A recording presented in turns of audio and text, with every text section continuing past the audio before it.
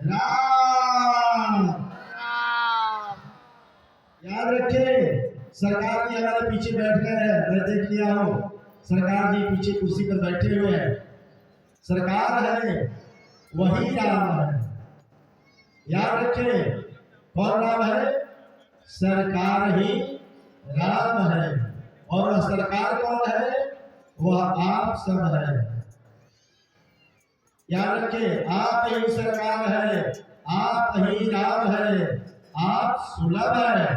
देखिए इतना सुलभता से आप बैठे हैं। क्या आप सुलभ नहीं है? इसलिए राम ने कहा कि जाकी रही भावना जैसी, प्रभु मूरत देखी तिन्ह कैसी। और इस तरह से तत्पुरुष में एक और लाइन में पढ़ता हूँ, इसके बाद मैं महाराज जी से निवेदन करूंगा कि अपनी तरह से वो भी इस बात को रखेंगे। और कौन पुरुष है? और कौन पुरुष है? ध्यान से सुनिए, एक वो ही है। कौन? राम। कौन है? राम। दूसरा, हर कोई पुरुष तन में नारी चरित्र लिए घूम रहा है। बिल्कुल अच्छी बात है, नारी चरित्र लिए घूम रहा है। पुरुषार्थ बिना और उस पुरुष कैसा?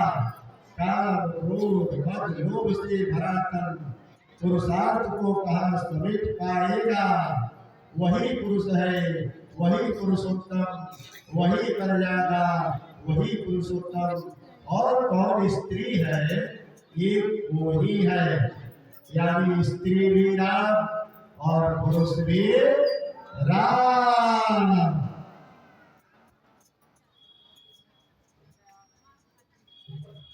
ममता बिना स्त्री कैसी?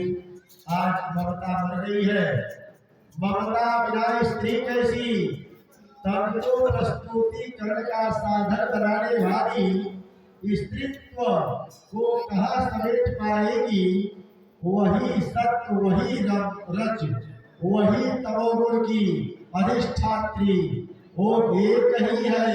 वही पुरुष, वही स्त्री, वही अर्धनारीश्वर, वही संपूर्ण, वही शून्य, अपरिमित भी वही ट्रेड। आइए मंच पर महाराज जी ध्यान से बैठ जाए। कविता की कड़ी चल रही है। हमारे फलानी महाराज मंचासीन हो रहे हैं। और याद रखें, यह वह और इस भाव राम भी यही है और वह भी राम। फिर अंतर कैसा? और अंतर है तो फिर हम बहुत बढ़िया कविता चल रही थी महाराज जी, जो हमारी रोहिणी जी ने आप लोगों के प्रति ये तिलकुट और ये जनाब पट्टी, ये तिलवा, ये खाजा और ये व्यवस्था समर्पित की गई। और वही इस संदेश को भी दे रही है कि आप सब कौन है? राम। याद रखें, कोई भी व्यक्ति राम जब बन जाएगा तो भेद मिट जाएगा। वह राम सुलभ है, राम वह दुर्लभ नहीं है। जब तक भेद रहेगा राम नहीं रहेंगे, और जब तक भेद खत्म नहीं होगा राम मिलने वाले भी नहीं है। इस तरह से इस आपने बात लिखी कि तो एक ही है, वही पुरुष, वही स्त्री, वही अर्धनारीश्वर। देखिए लंबी लाइन जुड़ गई, अर्धनारीश्वर। अब प्रश्न उठा कि अर्धनारीश्वर कौन है? हमारे दोनों बड़े बड़े आचार्य, भागवताचार्य, यज्ञाचार्य बैठे हुए हैं अपनी अपनी तरह से।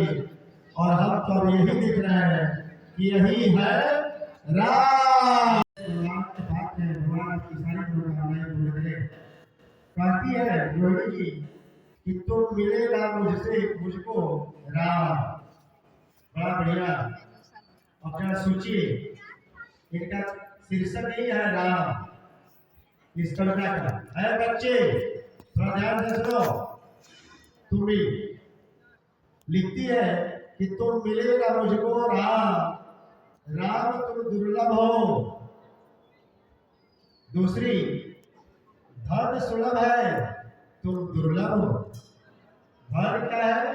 सुलभ है, लेकिन तुम दुर्लभ हो। ये बताइए क्या बात इन्होंने लिखी है? राम तुम दुर्लभ हो। रिपीट कर दी, ढूंढा तुमको जन जन में।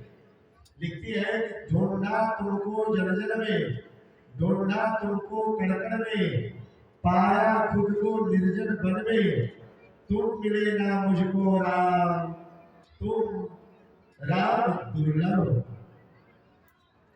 याद रखे रोहिणी जी, राम दुर्लभ नहीं, राम सुलभ है। यह फिर भी आखिरी कड़ी चौथी लाइन है आपकी, ढूंढा तुमको पत्रों में, ढूंढा तुमको फूलों में, वृंदावन के झूलों में। इतनी बड़ी बात थी, तुम मिले ना मुझको राम, राम तुम दुर्लभ हो। बड़ी विचित्र बात। मैं कहता हूं कि राम सुलभ है। याद रखिए।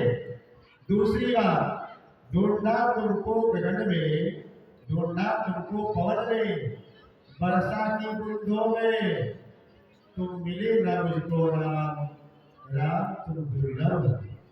मैं कहता हूं कि राम आपके लिए सुलभ हो रहा है, आप उसे दुर्लभ बना रही है। मैं इन सारी कविताओं के एक वाक्य जोड़कर उसको सुलभ कर रहा हूं, ताकि वह राम सुलभ है। याद रखें, छठी लाइन है, ढूंढा तुमको बाहर में। याद रखें, ढूंढा तुमको बाहर में, ढूंढा तुमको अंतर में, ढूंढा तुमको चिंतन में, तुम मिले ना मुझको राम, राम तुम दुर्लभ। याद रखें, राम तुम दुर्लभ नहीं, राम तुम सुलभ हो। इसलिए याद रखें, राम कभी भी दुर्लभ नहीं है। राम ही एक ऐसी व्यवस्था है जो सुलभ है। इसलिए अब इस लाइन को आगे बढ़ाते हुए आप दुर्लभ नहीं सुलभ बनाते हैं। यही इस व्यवस्था से आपके प्रति संवेदना दी जाती है कि आपके लिए राम सुलभ हो जाए। दूसरा, तत्पुरुष। तत्पुरुष